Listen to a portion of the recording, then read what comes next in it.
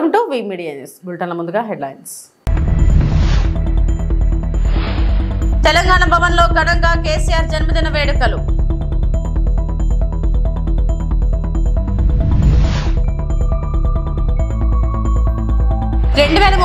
Olympics ను భారత్ నిర్వహిస్తుందని కలలు కంటున్నారు నీతా అంబానీ.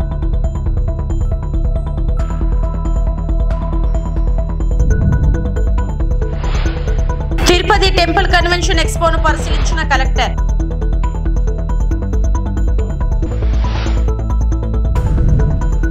తెలంగాణ మాజీ ముఖ్యమంత్రి కేసీఆర్ పుట్టినరోజు నేడు. ఈ సందర్భంగా తెలంగాణ వ్యాప్తంగా బీఆర్ఎస్ నేతలు, కార్యకర్తలు కేసీఆర్ జన్మదిన వేడుకలు, పలు సేవా కార్యక్రమాలు నిర్వహిస్తున్నారు.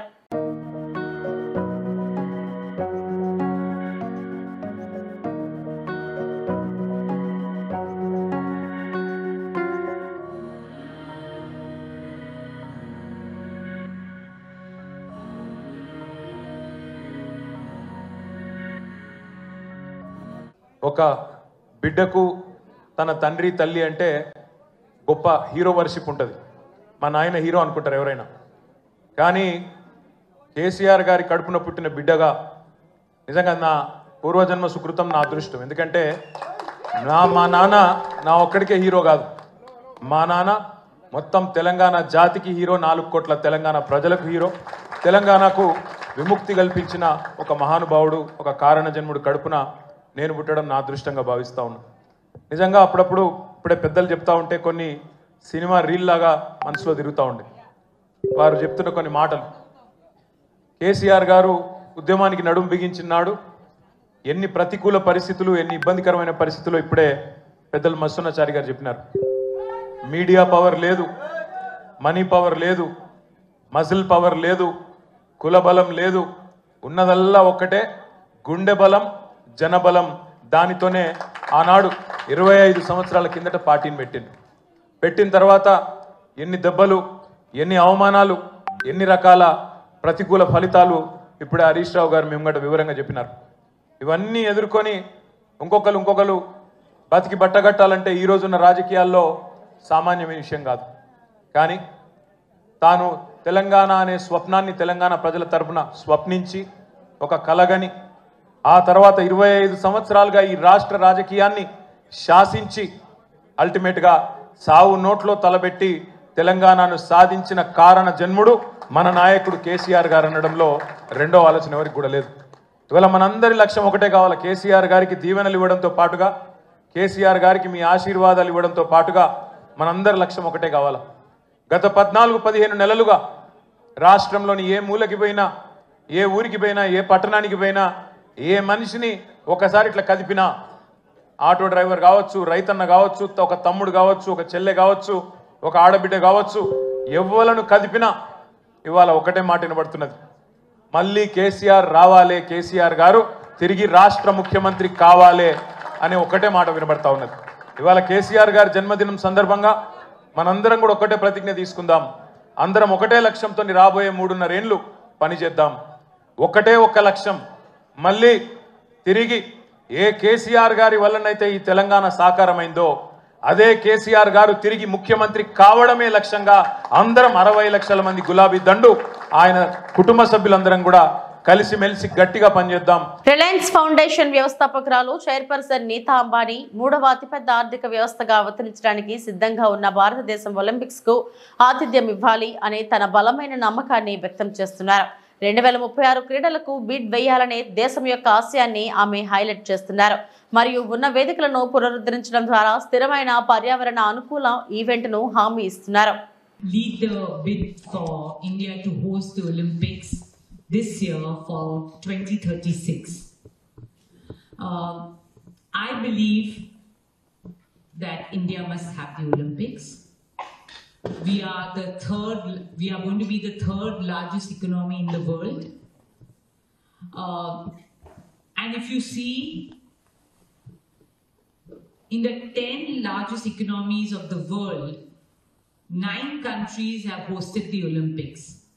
Only India has not. So I find that really odd. I think us Indians, with a population of 1.4 billion Indians, would wish to see Olympics being hosted in our country. It will be our pride to host them. So I think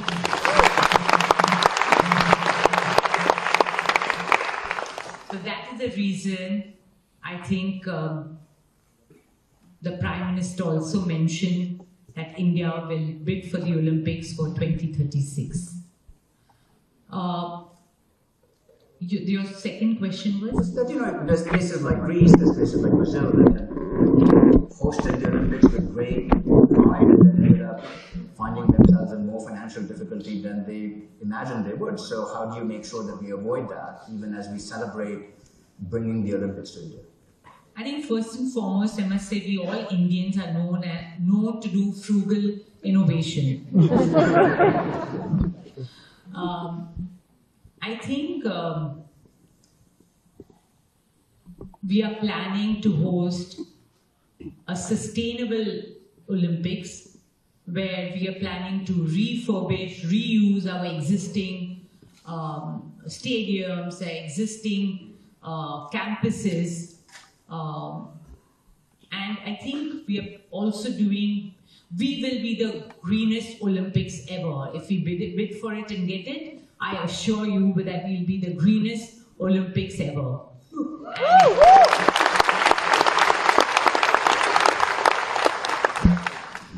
And by way of housing, we'll make that housing for our athletes and then sell it as affordable housing for the people of India. So I think India is at the right time. Tirupati పట్టణంలో నిర్వహిస్తున్న temple convention expo కార్యాలయం ఏర్పాట్లను జిల్లా collector Venkateshwar సోమవారం పరిశీలించారు. ఆయన మాట్లాడుతూ ఈ కార్యక్రమానికి ముఖ్య అతిథిగా చంద్రబాబు నాయుడు, గోవా ముఖ్యమంత్రి, మహారాష్ట్ర ముఖ్యమంత్రి హాజరు కానున్నట్టు తెలిపారు. అదేవిధంగా వివిధ రాష్ట్రాల మంత్రులు హాజరు కానున్నట్లు చెప్పారు. 3 రోజుల పాటు ఈ కార్యక్రమం జరుగుతుందని జిల్లా కలెక్టర్ తెలిపారు. మనకి ఈరోజు తిరుపతిలో international temple convention expo ITCX అనే సంస్థ వాళ్ళు ఈ 3 days టెంపుల్ కన్వెన్షన్ ఎక్స్పో నిర్వహిస్తున్నారు. మనకి తిరుపతి టౌన్లో ఆశా కన్వెన్షన్లో ఈ 3 రోజులు ఫిబ్రవరి 17th, 18th, 19th ఈ ప్రోగ్రామ్స్ ఏర్పాటు చేస్తున్నారు. దీంట్లో భాగంగా ఈరోజు ఓపెనింగ్కి మనకి honourable chief minister of Andhra Pradesh, అదేవిధంగా honourable chief minister of Maharashtra, honourable chief minister of Goa.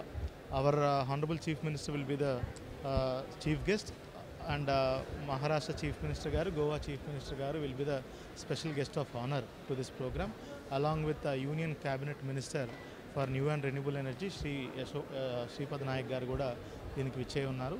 అదే విధంగా మహారాష్ట్ర నుంచి కూడా ఇంకొక 2 స్టేట్ క్యాబినెట్ మినిస్టర్స్ కూడా దీనికి రాబోతున్నారు. ఈ ప్రోగ్రామ్కి మన టీటీడీ చైర్మన్ గారితో పాటు దేశ నలుమూలల నుంచి, టెంపుల్స్ నుంచి స్పిరిచువల్ లీడర్స్, అదేవిధంగా ధర్మకర్తలు, మిగతా టెంపుల్ అడ్మినిస్ట్రేటర్స్ కూడా ఈ కన్వెన్షన్కి రాబోతున్నారు. ఈ 3 days కూడా various panel discussions, seminars, programs కూడా ఇక్కడ 3 రోజులు ఏర్పాటు చేసుకోబోతున్నారు. ఈరోజు మధ్యాహ్నం 4 గంటల నుంచి 6 గంటల వరకు ఈరోజు ప్రోగ్రాంలో మన ఈ ప్రోగ్రామ్కి చీఫ్ గెస్ట్ అయినటువంటి మన హానరబుల్ చీఫ్ మినిస్టర్ గారితో పాటు union cabinet minister and honourable chief minister of Goa and Maharashtra ఈరోజు ఓపెనింగ్ కార్యక్రమంలో ఉమ్మడి నెల్లూరు జిల్లా టీడీపీ రైతు నాయకులు రావూరి రాధాకృష్ణ నాయుడు ఆధ్వర్యంలో రైతు నాయకులు నెల్లూరులో జిల్లా జాయింట్ కలెక్టర్ను కలిసి విజ్ఞాపన పత్రం సమర్పించారు. ఈ సందర్భంగా రైతు నాయకుడు రాధాకృష్ణ నాయుడు మాట్లాడుతూ, మార్చి నెల నుంచి జిల్లాలో రైతులకు పంట చేతికి వస్తుంది.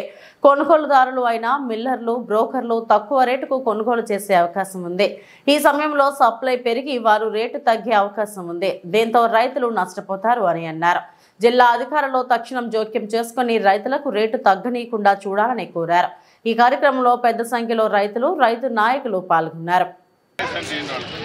ఈరోజు రైతు సంఘం నాయకులు కలెక్టర్ గారికి మెమోరాండం సమర్పించినాం.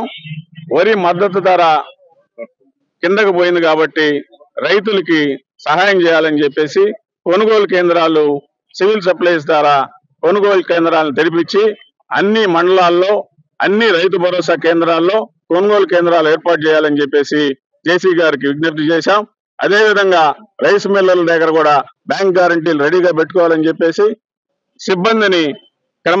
సిబ్బందికి శిక్షణ ఇచ్చి అన్ని రైతు భరోసా కేంద్రాల్లో మాయిశ్చర్ మిషన్లు, గోను సంచులు, ఫ్లెక్సీలు అన్ని ఏర్పాటు చేసి అప్రమత్తంగా ఉంటే మార్చి మొదటి వారంలో విపరీతమైనటువంటి ప్రొడక్షన్ సీజన్ వస్తుంది కాబట్టి ఎవరి పాటుకోళ్ళు ఉంటే ధాన్యం విపరీతంగా ఇబ్బడి ముబ్బడిగా వచ్చి అప్పుడు రైస్ మిల్లర్లు అదునుగా చూసుకుని బ్రోకర్లు రేటు తగ్గించేసి రైతుల్ని అన్యాయం చేస్తారు. కాబట్టి ఉన్నతాధికారులు అప్రమత్తంగా ఉండి మార్చి మొదటి వారానికి అన్ని కొనుగోలు కేంద్రాలు తెరిచి సిబ్బందిని రెడీగా పెట్టి, గోను సంచులు రెడీగా పెట్టి, ట్రాన్స్పోర్ట్ ని రెడీగా పెట్టి, హమాలీలను రెడీగా పెట్టి వెంటనే కొనుగోలు కేంద్రాల నుంచి ధాన్యాన్ని సేకరించి మిల్లర్లకి శాంపిల్ ఇవ్వకుండా ఏదైతే సివిల్ సప్లైస్ కార్పొరేషన్ ఉందో వాళ్లే శాంపిల్ తీసుకొని మిల్లర్ తో సంబంధం లేకుండా ధాన్యాన్ని రైతు దగ్గర కొనుగోలు చేయాలని చెప్పేసి విజ్ఞప్తి చేస్తూ ఇవన్నీ కేంద్రాలని రెడీగా పెట్టి అప్రమత్తం చేసి జేసీ గారు కూడా ఈ రోజు మాకు మాట ఇచ్చారు,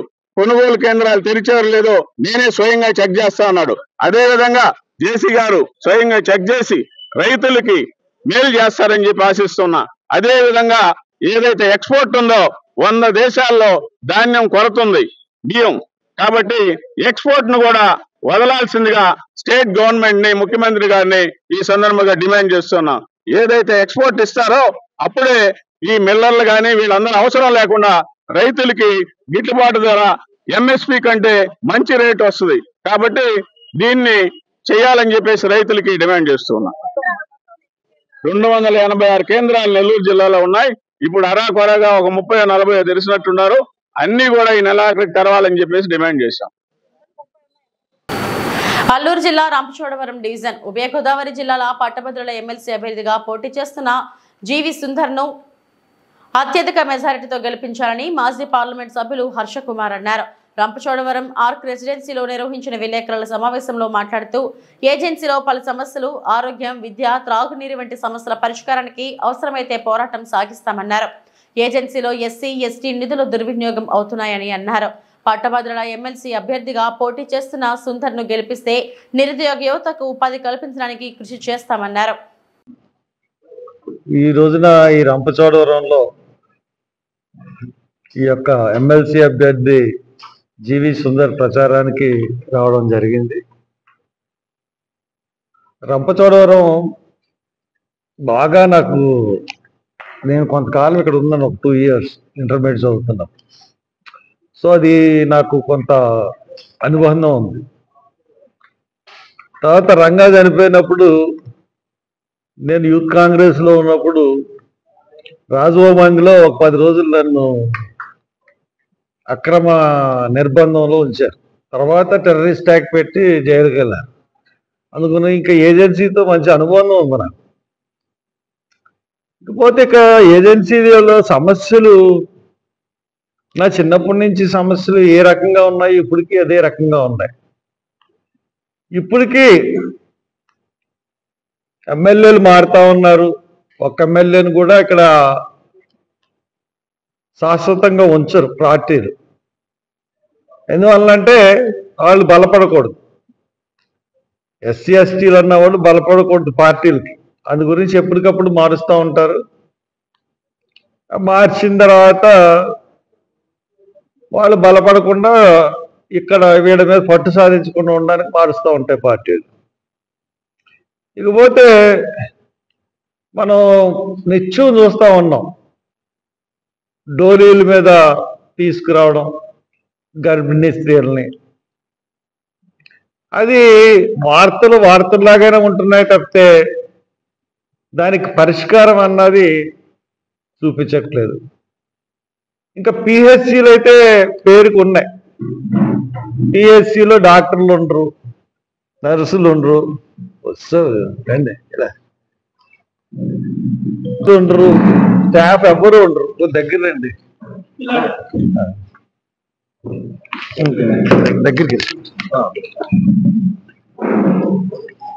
అటువంటి పరిస్థితులు ఏజెన్సీలో ఉన్నాయి. ఒకసారి చాటపర్రులో చాలా మంది కమ్యూనిస్టుల ఐక్యత సమాజానికి ఎంతో అవసరమని సిపిఐ న్యూ డెమోక్రసీ తిరుపతి నగర కార్యదర్శి వెంకటరత్నం వెల్లడించారు. సోమవారం వారి పార్టీ కార్యాలయంలో ఆయన మాట్లాడుతూ ఈ నెల 23వ తేదీ విజయవాడలోని ఎంబీ భవన్ ఆడిటోరియంలో సిపిఐ ఎంఎల్ న్యూ డెమోక్రసీ పార్టీల విలీనం జరుగుతుందని ఈ సందర్భంగా మీడియాకు తెలియజేశారు. అలాగే గోడ పత్రికలను ఆవిష్కరించారు. వర్ధిల్లాలి కమ్యూనిస్టుల ఐక్యత, సిపిఎంఎల్ న్యూ డెమోక్రసీ, వర్ధిల్లాలి సిపిఎంఎల్ న్యూ డెమోక్రసీ పార్టీ 12 సంవత్సరాల ముందు విడిపోయినటువంటి శాఖ కూడా ఈరోజు తెలంగాణ, ఆంధ్రప్రదేశ్లో ఉన్న విభాగాలు విలీనం జరిగి గత నెల డిసెంబర్లోనే విలీనం జరిగింది. దాన్ని ఆంధ్ర రాష్ట్రంలో కూడా ప్రత్యేకంగా విలీన సభలో ప్రకటన తెలియజేయాలని చెప్పి ఈ నెల 23వ తేదీ విజయవాడలో సదస్సు జరుగుతుంది. ఆ సదస్సులో 2 శాఖల నుండి 2 పార్టీల నుండి వచ్చినటువంటి వాళ్ళందరూ కూడా ఐక్యతగా విలీనమైనటువంటి కమిటీని ప్రకటించబోతున్నారు. ఈ సందర్భంగా 23వ తేదీన రాష్ట్రంలో ఉన్న అన్ని జిల్లాల నుండి 2 పార్టీలకు సంబంధించిన శ్రేణులు ఆ సదస్సుకు హాజరవుతున్నారు. ఈ కార్యక్రమాన్ని జయప్రదం చేయాలని చెప్పి సందర్భంగా తెలియజేస్తున్నాం. ప్రధానంగా కమ్యూనిస్టులు ఐక్యంగా ఉండాలని జనం కోరుకుంటున్నారు. విడిపోవడం సమాజానికి, పార్టీకి నష్టం. ఐక్యంగా ఉండడమే కమ్యూనిస్టులకు అలాగే ఈ సమాజానికి లాభదాయకమని చెప్పి అందరికీ తెలుసు. ఈరోజు ఇది ఈ ఘట్టం ఒక చరిత్రాత్మకమైనది. విడిపోయినటువంటి కమ్యూనిస్టులు ఐక్యం కావడం చాలా చరిత్రాత్మకమైనటువంటి విషయంగా తెలియజేస్తూ న్యూ డెమోక్రసీ ఇంతటితో ఆగకుండా ఈ దేశంలో ఉన్నటువంటి అన్ని కమ్యూనిస్టు గ్రూపులను ఐక్యం చేయడానికి కార్యాచరణ పూనుకుంటున్నది. అది కొనసాగుతుందని చెప్పి ఈ సందర్భంగా తెలియజేస్తున్నాను. తిరుపతి జిల్లా నాగలాపురం తూర్పు దళితవాడలో లారీలో అక్రమంగా రవాణా చేస్తున్న ప్రభుత్వ రేషన్ బియ్యాన్ని ఏసీబీ అధికారులు తెల్లవారుజామున పట్టుకున్నారు. బియ్యంతో పాటు లారీని స్వాధీనం చేసుకున్నారు. లారీలో ఉన్న బియ్యం 200 బస్తాలు సీజ్ చేసిన స్పెషల్ బ్రాంచ్. పట్టుబడిన బియ్యాన్ని గ్రామాలలో సేకరించి పోగు చేసి విక్రయించడంతో పాటు రేషన్ దుకాణాల నుంచి కూడా సేకరించి తరలిస్తున్నట్లు ప్రజలు చర్చించుకుంటున్నారు. లారీతో పాటు లారీ డ్రైవర్లు అదుపులోకి తీసుకుని విచారించి స్పెషల్ బ్రాంచ్ బృందం నాగలాపురం ఎస్ఐ పూర్తి వివరాలు తెలియాల్సి ఉంది.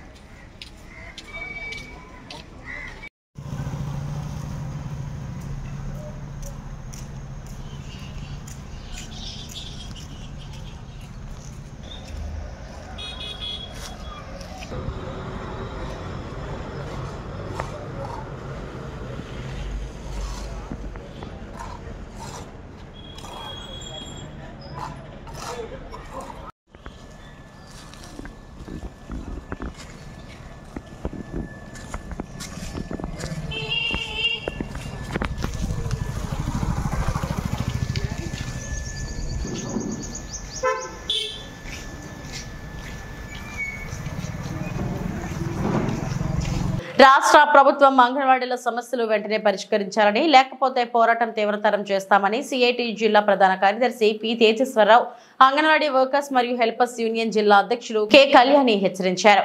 అంగన్వాడీలకు వేతనాలు పెంచాలని, గ్రాట్యుటీ అమలు చేయాలని, మినీ సెంటర్లను మెయిన్ సెంటర్లుగా మార్చాలని కోరుతూ రాష్ట్ర వ్యాప్త పిలుపులో భాగంగా సోమవారం శ్రీకాకుళం ఐసిడిఎస్ ప్రాజెక్ట్ కార్యాలయం వద్ద AP anganwadi workers and helpers union ఆధ్వర్యంలో ధర్నా నిర్వహించారు. ఈ సందర్భంగా ఆయన మాట్లాడుతూ అంగన్వాడీలకు గత 5 సంవత్సరాలుగా వేతనాలు పెంచలేదని ఆవేదన వ్యక్తం చేశారు. అంగన్వాడీలకు డిఏ కూడా అమలు చేయడం లేదని అన్నారు. వెంటనే జీవోలు ఇవ్వాలి.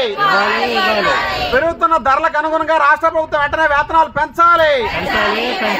అంగన్వాడీల సమస్యల పట్ల రాష్ట్ర ప్రభుత్వం నిర్లక్ష్యం నశించాలి. అంగన్వాడీల సమస్యల పరిష్కారం పట్ల రాష్ట్ర ప్రభుత్వం నిర్లక్ష్యం నశించాలి. అన్ని జిల్లాల్లో ప్రాజెక్ట్ కార్యాలయాల ద్వారా ఇప్పటికే AP anganwadi workers and helpers union ధర్నాలకు పిలుపునివ్వడం జరిగింది. గత సంవత్సరం 42 రోజులు సమ్మె సందర్భంగా రాష్ట్ర ప్రభుత్వం యూనియన్తో చర్చలు జరిపి సమస్యలన్నీ కూడా పరిష్కారం చేస్తామని చెప్పి రాతపూర్వకంగా అంగీకరించి మినిస్టర్స్ అధికారులు కూడా సంతకాలు చేసి యూనియన్తో ఒప్పందం చేసుకోవడం జరిగింది. మేము జూన్లో వేతనాలు పెంచుతామని చెప్పి గతంలో హామీ ఇచ్చారు. కానీ ఇప్పటికి కూడా రాష్ట్ర ప్రభుత్వం ఏర్పడి 8 నెలలు కావస్తున్నా సరే అంగన్వాడీల తాలూకా సమస్యలు పరిష్కారం చేయట్లేదు. మినీ సెంటర్లు మెయిన్ సెంటర్లుగా మార్పు చేస్తాం, జీవో ఇస్తామని చెప్పారు. దానికి సంబంధించి కూడా ఎటువంటి చలనం లేదు. అలాగే ఈరోజు యాప్ల పేరుతో పనిభారం పెంచుతున్నారు. యాప్లన్నీ కూడా ఒకే యాప్గా మార్చి పనిభారం తగ్గిస్తామని ఇచ్చిన హామీ కూడా అమలు చేయలేదు. అలాగే ఈరోజు ప్రమోషన్లకు సంబంధించి కూడా విధి విధానాలు ప్రకటించాలని చెప్పన్నాం. అలాగే అంగన్వాడీ ఆయాలకు కూడా ప్రమోషన్లు ఇస్తామన్నారు, అది కూడా అమలు చేయట్లేదు. అందుకే రాష్ట్ర ప్రభుత్వం ఇప్పటికైనా సరే అంగన్వాడీల తాలూకా సమస్యల మీద యూనియన్తో వెంటనే చర్చలు జరిపి పెరుగుతున్న ధరలకు అనుగుణంగా వేతనాలు వెంటనే పెంచాలి. అలాగే ఈ సమస్యలు కానీ పరిష్కారం చేయకపోతే 28వ తేదీన అన్ని జిల్లా కలెక్టరేట్ల ద్వారా కూడా రిలే నిరాదీక్షలు చేయాలని ఇప్పటికే పిలుపునివ్వడం జరిగింది. అప్పటికి కూడా పరిష్కారం కాకపోతే మార్చి 10వ తేదీన చెలో విజయవాడ కార్యక్రమం పెట్టి ఈ ప్రభుత్వానికి అంగన్వాడీల తాలూకా ఐక్యత ఏంటంది చూపించాల్సిన అవసరం ఉంటుంది. అందుకు ఈరోజు కూటమి ప్రభుత్వం గతంలో వైసీపీ ప్రభుత్వం ఉండేటప్పుడు అంగన్వాడీలు పోరాటాలు చేస్తే ఆ శిబిరాల దగ్గరకు వచ్చి మీ అధికారంలోకి వచ్చిన వెంటనే మీ సమస్యలన్నీ పరిష్కారం చేస్తాం, మీ పోరాటాలకు అండగా ఉంటామని చెప్పి ప్రకటించిన కూటమి నాయకులు ఈరోజు అధికారంలోకి వచ్చినప్పుడు కూడా అంగన్వాడీ సమస్యల పరిష్కారం పట్ల నిర్లక్ష్యంగా వ్యవహరించడాన్ని సిఐటిగా తీవ్రంగా ఖండిస్తున్నాం. ఇప్పటికైనా సరే అంగన్వాడీ సమస్యల పట్ల బాధ్యతగా వ్యవహరించి యూనియన్తో చర్చలు జరిపి వేతనాలు పెంచడంతో పాటు మినిట్స్లో అంగీకరించిన విషయాలన్నిటి కూడా జీవోలు వెంటనే ఇవ్వాలని చెప్పి, లేకపోతే పోరాటాలు ఉధృతం చేస్తామని చెప్పి ప్రభుత్వాన్ని హెచ్చరిస్తున్నాం.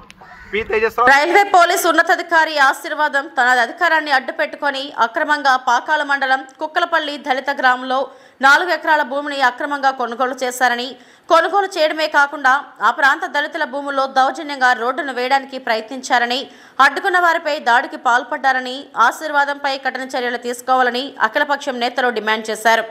సోమవారం ఉదయం పాకాల మండలం కుక్కలపల్లి దళిత గ్రామాన్ని రిటైర్డ్ జిల్లా జడ్జ్ గుర్రప్ప నేతృత్వంలో సిపిఐ జిల్లా కార్యదర్శి పి మురళి, సిపిఎం జిల్లా కార్యదర్శి వర్గ సభ్యులు కందారపు మురళి, రిపబ్లికన్ పార్టీ దక్షిణ భారత అధ్యక్షులు పి అంజయ్య, బహుజన్ సమాజ్ పార్టీ నాయకులు గ్రామాన్ని సందర్శించారు. ఈ సందర్భంగా నేతలు మాట్లాడుతూ ఆశీర్వాదం తన కుటుంబ సభ్యులు కొంతమంది రౌడీలతో కలిసి దౌర్జన్యంగా ఇక్కడ దళితులను బెదిరిస్తున్నారని, తమ సొంత ఖర్చుతో దళితులు నిర్మాణం చేసుకున్న కాంపౌండ్ను పగలగొట్టారని ఆరోపించారు. ఆశీర్వాదంపై తక్షణం చర్యలు తీసుకోవాలని వారు డిమాండ్ చేశారు. పాకాల మండలం పోలీసులు, రెవెన్యూ అధికారులు ఆశీర్వాదం అక్రమాలను ప్రశ్నించకుండా ప్రేక్షక పాత్ర వహిస్తున్నారని, పోలీసులు నిమ్మకు నీరెత్తినట్లు వ్యవహరిస్తున్నారని వారు ఆరోపించారు. ఆశీర్వాదంపై తక్షణం చర్యలు తీసుకోవాలని, ఆయన కొనుగోలు చేసిన భూమిని ప్రభుత్వం స్వాధీనం చేసుకుని పేదలకు పంపిణీ చేయాలని కోరారు. ఆశీర్వాదంను ఉద్యోగం నుంచి సస్పెండ్ చేసి అరెస్టు చేయాలని వారు ఈ సందర్భంగా డిమాండ్ చేశారు.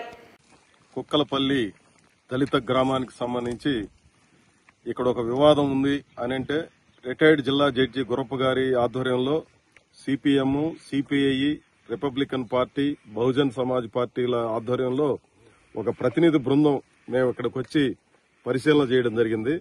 ఈ ప్రాంతంలో ఆశీర్వాదం అనే ఒక రైల్వే పోలీసు అధికారి దౌర్జన్యంగా భూముల్లో ఇక్కడ ఉన్నటువంటి దళితులు 1935వ సంవత్సరం నుంచి సాగు చేసుకుంటున్నటువంటి దళితుల భూముల్లోకి ఈయన కొనుగోలు చేసినటువంటి భూమికి దారి కోసం అని చెప్పి దౌర్జన్యంగా తన వెహికల్స్ తో వచ్చి ఇక్కడ ఉన్నటువంటి వాళ్ళందరినీ బెదిరింపులకు గురిచేసి ఇక్కడ అన్యాయంగా, అధర్మంగా వ్యవహరించినట్టుగా మాకు కళ్ళకు కట్టినట్టుగా కనిపించింది. మా ప్రత్యక్ష పరిశీలనలో ఒక ఉన్నతాధికారి డీకేటీ భూముల్లోకి రావడమే పెద్ద నేరం. ఆ నేరంతో పాటు ఇతర భూముల్లో ఆయన ప్రవేశించి అక్కడ అక్రమంగా ప్రవేశించడం మరొక నేరం. ఆ నేరంతో పాటు ఆ రోడ్డు వేయడం కోసం చేసినటువంటి ప్రయత్నం మరొక నేరం. 4వ నేరం వచ్చి ఆయన ఈ చుట్టూ వాళ్ళు ప్రహరీ నిర్మాణం చేసుకుని ఉంటే దాన్ని పగలగొట్టడం.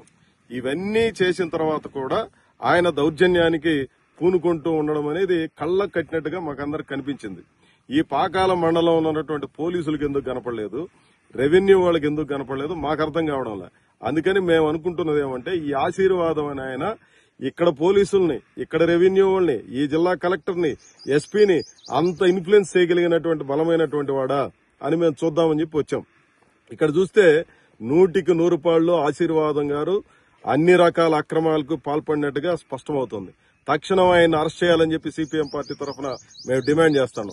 ఆయన ఏదైతే ఇక్కడ అక్రమంగా కొనుగోలు చేస్తున్నాడో ఆ భూమిని స్వాధీనం చేసుకుని పేదలకు అప్పచెప్పాలని చెప్పి మేము డిమాండ్ చేస్తాను. ఇది తక్షణం జరగకపోతే ఇక్కడ ఉన్నటువంటి పాకాల మండలం ఉన్నటువంటి రెవెన్యూ, పోలీస్ యంత్రాంగం మీద, అదే మాదిరి ఆయనకు కొమ్ముగా వస్తున్నటువంటి అందరి మీద చర్యలు తీసుకోవాలని చెప్పి కలెక్టర్ కార్యాలయం దగ్గర ధర్నా పెట్టే కార్యక్రమాన్ని చేస్తాం. ఈ విషయంలో ఎస్పీ గారు, రైల్వే ఉన్నతాధికారులు, కలెక్టర్ గారు తక్షణం స్పందించి ఇక్కడ ఉన్నటువంటి గ్రామస్తుల న్యాయమైనటువంటి సమస్య పరిష్కారానికి తోడ్పడాలని సిపిఎం పార్టీ తరఫున నేను విజ్ఞప్తి చేస్తున్నాను. ఇవి ఇప్పటివరకు నా బులెటిన్ అప్డేట్స్. నమస్తే.